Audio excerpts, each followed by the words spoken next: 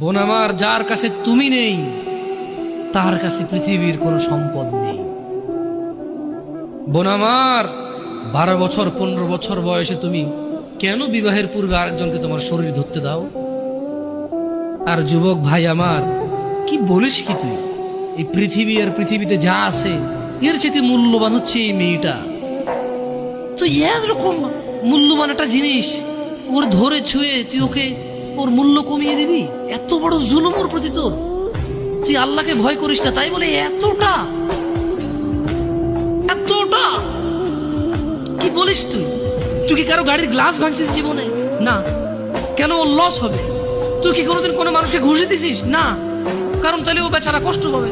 তুই কি জীবনে কারো পেটে ছুরি ঢুকাই দিছিস? না।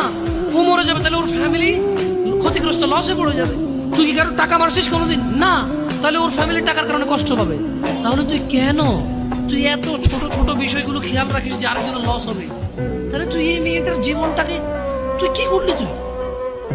তুই পুরো পৃথিবী আর পৃথিবীতে যা আছে সবকিছু বিক্রি করলে যে সম্পদ হবে, সবকিছু অর্জন করলে যে অর্জন হবে, এর চাইতে মূল্যবান তুই ওকে সতীত্ব থেকে বের করে নিয়ে আসলি।